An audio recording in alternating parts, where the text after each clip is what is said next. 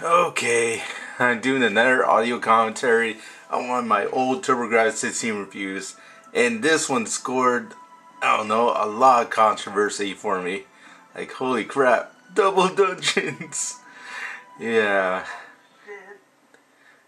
that has gotta be one of the dumbest names for a role-playing game ever.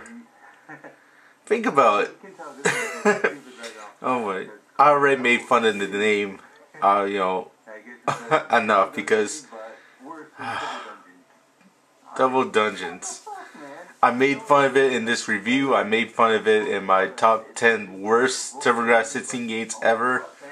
But I don't know. Here's a chance for me to look back at the game and give it a more in-depth analysis because I was kind of hard on it, and maybe I didn't explain things well enough in my review, like I should have. Like, yeah, you can't actually go into the last dungeon, Dungeon 22, without finishing all the other dungeons first and getting a key, letter, or number and accessing a password.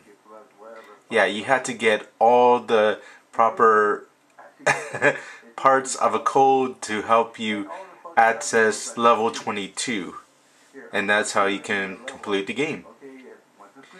It's very confusing. So you think about starting at dungeon number 1, finishing it, and keeping all your levels to dungeon number 2.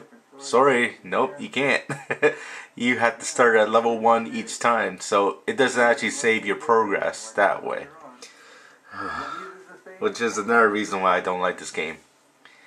Yeah, if you're unfamiliar with Double Dungeons, it's a 2-player split-screen role-playing game where you fight different monsters, tables, dragons, and demons.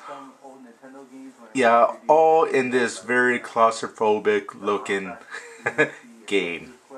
And that's all the game is. You're just flipping around in these gray corridors and all that, just trying to find different power-ups, shots, and eventually take on the boss to complete the stage, to get your letter or number so you can get a little piece of the puzzle to access level 22, which is absolutely huge. Yeah, the mazes get bigger and bigger and more difficult and more annoying to, pass through. Believe me, it's not a lot of fun, but I think a lot of people gave me a lot of heat because there are people out there that actually like this type of game, Dungeon Crawl. And to be fair, Double Dungeons is at least fast, quick, almost arcade-like action in this genre, so to speak. Like, if you compare it to like games like Wizardry or Mind and Magic, this feels more intense, so to speak. But still, I wish the game give you some kind of map. Like, this was released out in 1990. You figured, I don't know, they would give you a map at that point. Like, I can understand games like Phantasy Star and Wizardry not giving you a map during the 1980s and all that, but come on, this is 1990s, and I also got a lot of heat for mentioning that RPGs weren't that popular in North America at the time. Well, I'm just comparing that to like Japan, where there were, role-playing was huge over there. And not so much here. A lot of the Final Fantasy and Dragon Warrior titles actually got canceled because they weren't selling well. And they were also difficult to translate. Like, a lot of them had like a lot of Japanese text. Sometimes you had to do some censorship if they're talking more about sexual references. And you can't do that in North American titles, which is a shame. But yeah. But thanks for Joe Free for buying this game after I mentioned it. But I'm sorry, dude, the game is not very good. And for doing this audio commentary, I have a chance to reevaluate my score and maybe give it a higher or a lower rating. So let me think. Should I give this game a higher rating? No, I still didn't like it. You can get your friend over and try to convince them that this game is good, and you can share the pain, but no, this game is still awful. Dumbass dungeons. Oh, yeah. Yeah, so I got around 1,500 hits on this review, and it gave me a lot of controversy at least, and I still give it, yeah, a 15 out of 100. Oh man, so bad. Yep.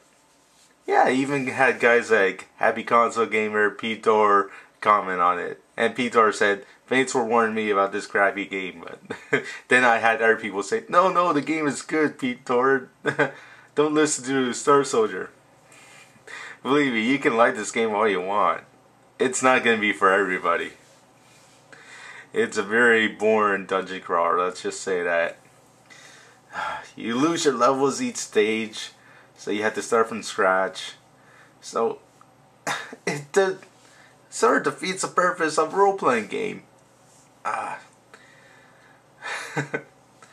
Definitely not what I wanted to play. Like, you think games like Order of the Griffin, which had awkward, 3D dungeon crawling, at least there's so much more you can do, and it breaks out the monotony because you also got overhead, action too, where you're seeing these cool battle scenes and you can actually go to different places on the map.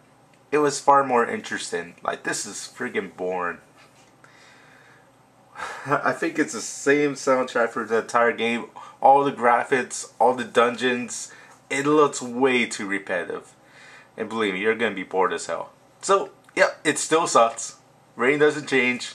Yep, it's awful. Bad. Avoid it. Okay. Yep.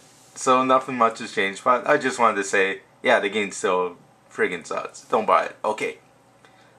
Star Soldier, over now. Oh yeah, and see me on the new ST2K review. Yeah, I did comment on Chrono Trigger. My voice sounds really bad on it, but still, I'm on there anyways. Okay, just give a shout out to those guys. Alright, bye.